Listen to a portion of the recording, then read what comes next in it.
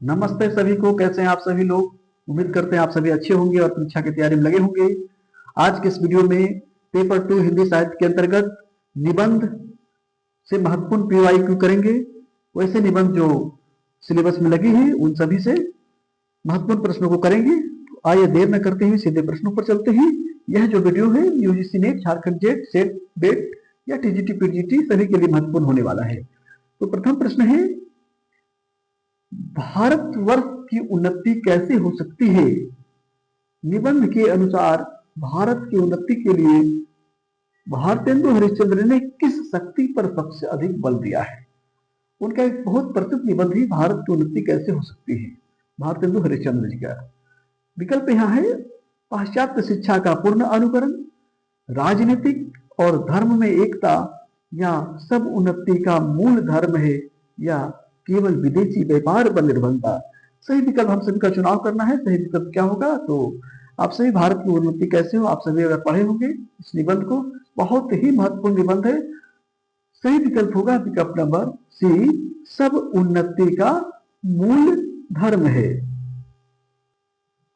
Next प्रश्न number 2, Shiv Shambhu के चिट्ठी में शिव शंभू नामक कल्पित पात्र का उपयोग बाल मुकुंद जी ने किस उद्देश्य से किया है? विकल्प है, लॉर्ड कर्जन से मित्रता स्थापित करने के लिए, या व्यंग और विनोदपूर्ण भाषा में राजनीतिक आलोचना करने के लिए, या भारतीय समाज की धार्मिक रूढ़ियों पर प्रहार करने के लिए, या हिंदी साहित्य में आधुनिकता का प्रसार करने के लिए। सही विकल्प का चुनाव कर लीजिए। सही विकल्प होना चाहिए, सही विकल्प है विकल्प नंबर बी, व्यंग और विनोदपूर्ण भाषा में राजनीतिक आलोचना करने के लिए। नेक्स्ट, रामचंद्र शुक्ल ने अपने निबंध कविता क्या है, कविता क्या है किसका निबंध है? रामचंद्र शुक्ल जी का, में कविता को किस भाव भूमि से मुक्त करने पर बल दिया है? विकल्प है, ज्ञान की शुष्क भूमि से, तर्क और विवेक की भूमि से, केवल चमत्कार या मनोरंजन की भूमि से, या रहस्यवाद और कल्पना की। सही विकल्प इसमें क्या होगा? सही उत्तर होगा विकल्प नंबर सी, केवल चमत्कार और मनोरंजन की भूमि से। नेक्स्ट, सरदार पूर्ण सिंह का निबंध मजदूरी और प्रेम, बहुत ही कई बार परीक्षा में पूछा गया प्रश्न है और पीवाईक्यू है तो सभी महत्वपूर्ण है इसमें। मजदूरी और प्रेम किसका निबंध है? सरदार पूर्ण सिंह का। कहता है कि हल चलाने वाले को किस रूप में चित्रित किया गया है? विकल्प में है, केवल किसान और अन्नदाता, श्रमिक, योगी और साधु, या अज्ञानी और पिछड़ा हुआ व्यक्ति, या पूंजीपति वर्ग का प्रतिनिधि। सही विकल्प होगा, सही उत्तर इसमें है विकल्प नंबर बी, श्रमिक, योगी और साधु। नेक्स्ट, नाखून क्यों बढ़ते हैं? यह निबंध किनका? हजारी प्रसाद द्विवेदी का है। निबंध में हजारी प्रसाद द्विवेदी ने नाखून काटना किसका प्रतीक माना है? सभ्यता का विकास का, या मानव का आत्मनियंत्रण और मनुष्यता की ओर बढ़ना, या फैशन और सौंदर्य बोध, या केवल व्यक्तिगत स्वच्छंदता। सही विकल्प है विकल्प नंबर बी, मानव का आत्मनियंत्रण और मनुष्यता की ओर बढ़ना। नेक्स्ट, विद्या निवास मिश्र का निबंध मेरे राम का मुकुट भीग रहा है, न जाने कितनी बार यह प्रश्न पूछा गया है। मेरे राम का मुकुट भीग रहा है किनका निबंध है? विद्या निवास मिश्र जी का। मुख्य रूप से किस भाव से युक्त है? विकल्प है, निराशा और पलायन, लोक संस्कृति के प्रति आत्मीयता और संरक्षण की चिंता, या ऐतिहासिक तथ्यों का सूक्ष्म विश्लेषण, या आधुनिकता का तीव्र विरोध। तो इसमें क्या दर्शाया गया है इस निबंध में? इसमें होगा, सही उत्तर होगा विकल्प नंबर बी, लोक संस्कृति के प्रति आत्मीयता और संरक्षण की चिंता। नेक्स्ट, रामविलास शर्मा ने अपने निबंध परंपरा का मूल्यांकन, परंपरा का मूल्यांकन निबंधकार कौन है? रामविलास शर्मा। परंपरा का मूल्यांकन में साहित्य की परंपरा का मूल्यांकन किस आधार पर करने पर जोर दिया है? विकल्प है, धार्मिक ग्रंथों के आधार पर, व्यक्तिगत रुचि और सौंदर्य के बोध के आधार पर, सामाजिक, ऐतिहासिक और वर्ग संबंधों के आधार पर, या केवल विदेशी साहित्य के प्रभाव के आधार पर। इसमें सही विकल्प का क्या होगा? सही उत्तर है विकल्प नंबर सी, सामाजिक, ऐतिहासिक और वर्ग बंधनों, वर्ग संबंधों के आधार पर। नेक्स्ट प्रश्न नंबर 8, नामवर सिंह का निबंध संस्कृति और सौंदर्य।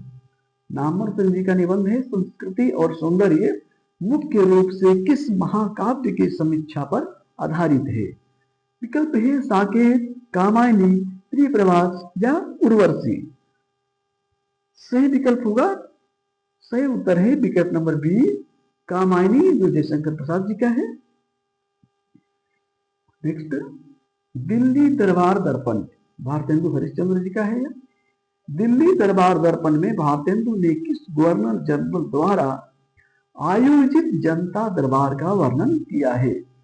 लॉर्ड डलहौजी, लॉर्ड कैनिंग या लॉर्ड लिटन या लॉर्ड कर्जन। आपने भी अगर पढ़ा होगा दिल्ली दरबार दर्पण तो आप बता ही सकते हैं। सही विकल्प होगा विकल्प नंबर सी, लॉर्ड लिटन। नेक्स्ट प्रश्न नंबर 10, इसके पहले आप सभी ने अगर हमारे चैनल को सब्सक्राइब नहीं किए हैं तो कर लीजिए और वीडियो को लाइक कर लीजिए। प्रश्न नंबर 10 है, प्रताप नारायण मिश्र के निबंध शिवमूर्ति का मुख्य विषय क्या है? राम सीता की वैवाहिक जीवन का वर्णन है या ईश्वर की सर्वव्यापता और उसकी लीला शक्ति का वर्णन है या भारतीय सिनेमा का मूल्यांकन या विदेशी यात्रा का अनुभव है? तो शिवमूर्ति निबंध में क्या है, उसका मुख्य विषय क्या है शिवमूर्ति निबंध का? सही विकल्प क्या होगा? विकल्प नंबर बी, ईश्वर की सर्वव्यापता और उसकी लीला शक्ति का वर्णन है। तो शिवमूर्ति जो निबंध है, निबंधकार कौन है? प्रताप नारायण मिश्र जी। नेक्स्ट, शिव शंभू के चिट्ठे, यह निबंध के निबंधकार हैं बाल मुकुंद गुप्त। शिव शंभू के चिट्ठे किनका निबंध है? बाल मुकुंद गुप्त का। तो बाल मुकुंद गुप्त ने किस अधिनियम का विरोध किया है? वर्नाक्यूलर प्रेस एक्ट का या शस्त्र अधिनियम का या बंगाल विभाजन का या नमक कानून का? तो इस निबंध में क्या हुआ है? सही विकल्प होगा, सही उत्तर है विकल्प नंबर सी, वह जो विरोध की है सो बंगाल विभाजन का। नेक्स्ट, रामचंद्र शुक्ल के अनुसार कविता का मूल स्त्रोत क्या है? कल्पना और विचार, भाव या हृदय की अनुभूति या लोक कथाएं और किवंदियां या तर्क और बुद्धि। सही उत्तर का चुनाव कीजिए। सही उत्तर होगा विकल्प नंबर बी, भाव या हृदय की अनुभूति। नेक्स्ट, मजदूरी और प्रेम में मजदूरी को किस रूप में स्वीकार किया गया है? मजदूरी और प्रेम में मजदूरी को किस रूप में स्वीकार किया गया है? मजदूरी और प्रेम, यह भी निबंध है। विकल्प है केवल आर्थिक आदान प्रदान या आध्यात्मिक क्रिया और हृदय का दान या शारीरिक परिश्रम का प्रतीक या पूंजीवादी व्यवस्था की देन। सही विकल्प क्या है? सही उत्तर होगा विकल्प नंबर बी, आध्यात्मिक क्रिया और हृदय का दान। नेक्स्ट, नाखून क्यों बढ़ते हैं? अभी हम सभी ने देखा था हजारी प्रसाद द्विवेदी जी का है।